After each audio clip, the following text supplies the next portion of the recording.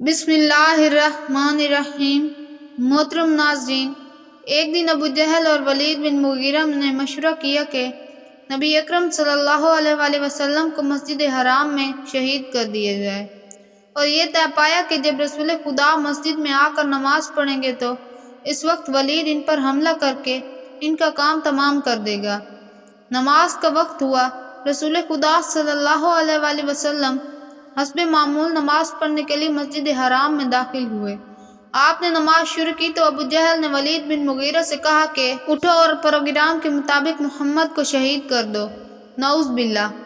ولید وہاں آیا جہاں رحمت اللہ عالمین نماز پڑھ رہے تھے، لیکن اس وقت عجیب اتفاق یہ ہوا کہ اسے آن حضرت کی کرت کی آواز سنائی دیتی تھی، لیکن آن حضرت اسے دکھائی نہ دیتے تھے۔ وہ حیران ہو کر ابو جہل کے پاس آیا اور اس سے کہا، مجھے محمد کی آواز سنائی دیتی ہے لیکن وہ خود کہیں دکھائی نہیں دے رہے۔ یہ سن کر ابو جہل اور اس کے خاندان کے افراد اٹھے۔ انہوں نے آپ کو مسجد حرام میں بہت تلاش کیا لیکن آپ انہیں کہیں دکھائی نہ دیے۔ ایک مرتبہ رسول خدا صلی اللہ علیہ وآلہ وسلم سجدہ میں مصروف تھے۔ ابو جہل لعین نے ایک پتھر اٹھایا اور چاہا کہ حبیب خدا کے سر اطہر پر مارے، لیکن خدا کی قدرت سے وہ پتھر اس کے ہاتھ سے چپک گیا۔ اس نے ہاتھ کو ہٹانے کی بڑی کوشش کی لیکن جدا نہ ہوا۔ جب آن حضرت نماز سے فارغ ہوئے تو ابو جہل آپ کے پاس آیا اور کہا، خدا را اس پتھر کو میرے ہاتھوں سے جدا کریں۔ آن حضرت صلی اللہ علیہ وآلہ وسلم نے دعا مانگی تو اس کے ہاتھ سے پتھر جدا ہو گیا۔ کچھ عرصہ گزرنے کے بعد ابو جہل نے پھر آن حضرت کو شہید کرنے کا ارادہ کیا۔ اس نے ایک بھاری پتھر اٹھایا اور چاہا کہ حالت سجدہ میں پڑے ہوئے رسول اکرم صلی اللہ علیہ وآلہ وسلم پر گرائے، لیکن جیسے ہی وہ آن حضرت کے قریب گیا تو کانپتا ہوا پیچھے ہٹا۔ لوگوں نے اس سے اس کی وجہ پوچھی تو اس نے کہا، جیسے ہی میں نے پتھر مارنے کا ارادہ کیا تو میں نے دیکھا کہ ایک بڑا سانڈ دم اٹھائے میری طرف آ رہا ہے۔ میں اگر آگے بڑھتا تو وہ مجھے مار ڈالتا۔ ایک دفعہ نصر بن حارث نے بھی آن حضرت صلی اللہ علیہ وآلہ وسلم کو شہید کرنے کا ارادہ کیا تھا، مگر جیسے ہی وہ آن حضرت کے قریب گیا تو کانپتا ہوا پیچھے ہٹا۔ اس نے ابو جہل سے کہا، میں جیسے ہی قتل محمد کے ارادہ سے آگے بڑھا تو مجھے سیاہ رنگ کے سانپ دکھائی دیے، یہ منہ کھولے میری طرف آ رہے تھے، اس لیے میں ڈر کے مارے واپس آ گیا۔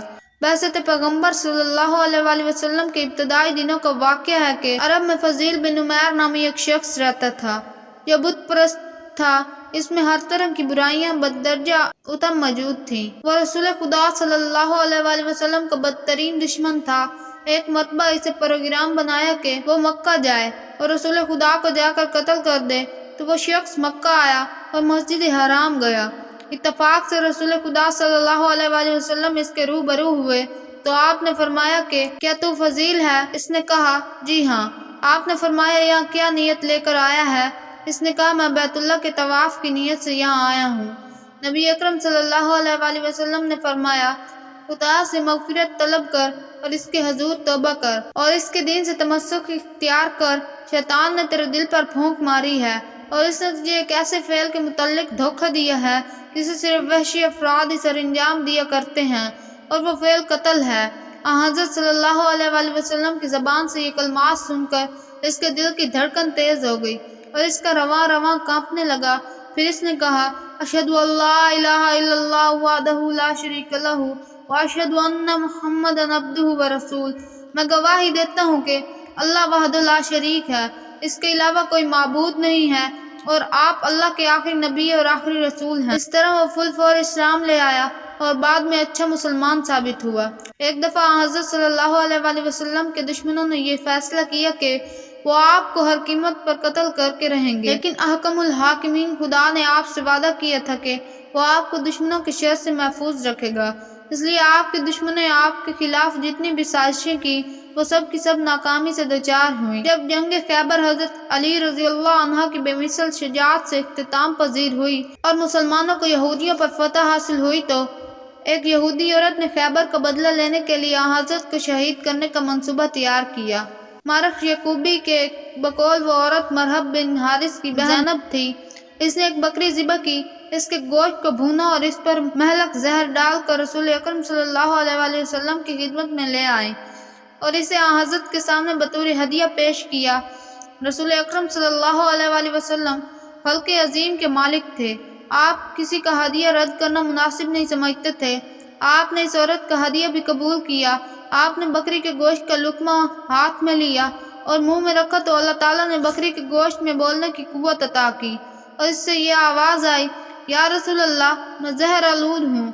حضرت نے گوشت سے ہاتھ اٹھا لیا۔ آپ کے اس طرز عمل سے یہودی عورت کو یقین ہو گیا کہ حضرت صلی اللہ علیہ وآلہ وسلم اس کی خیانت سے واقف ہو چکے ہیں اور وہ اسے انتقام لیں گے اور حضرت کے پیروکار اسے زندہ نہیں چھوڑیں گے۔ نہیں معلوم وہ اسے کیسی کیسی اذیتیں دے کر قتل کریں گے، اور یہ انتقام صرف اس کی ذات تک محدود نہیں رہے گا بلکہ اس کے پورے قبیلے سے اس خیانت کا انتقام لیا جائے گا۔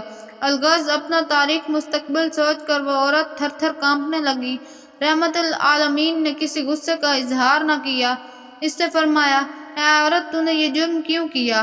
میں نے تجھ سے کوئی برائی کی تھی؟ یہودی عورت سوچنے لگی کہ وہ کیا جواب دے، وہ خطرے سے بچ سکے۔ کچھ دیر سوچنے کے بعد اس نے کہا، یا رسول اللہ، میری طرف سے معذرت قبول کریں، میں آپ کو امتحان لینا چاہتی تھی اور میں نے اپنے دل میں یہ سوچا تھا کہ میں انہیں زہر آلود کھانا پیش کروں گی۔ اگر وہ نبی ہوں گے تو وہ اسے زہریلے کھانے کو نہیں کھائیں گے، اور اگر وہ نبی نہیں ہوں گے تو وہ زہریلا کھانا کھا کر ہلاک ہو جائیں گے۔ رحمت العالمین نے اس عورت کو معاف کر دیا اور اسے جانے کی اجازت دے دی۔ چنانچہ وہ اپنے دامن میں ناکامیاں سمیٹ کر واپس چلی گئی۔ ایک دفعہ کا ذکر ہے کہ نبی کریم صلی اللہ علیہ وآلہ وسلم ایک فوجی دستہ لے کر مشرکین کے ایک گروہ سے جنگ کرنے کے لیے مدینہ سے روانہ ہوئے۔ مشرکین مقام ذی عمر پر آپ کے مقابلے کے لیے جمع ہو چکے تھے۔ جب مشرکین نے اسلامی لشکر کو اپنی طرف آتا ہوا دیکھا تو وہ اس جگہ کو چھوڑ کر ادھر ادھر منتشر ہو گئے۔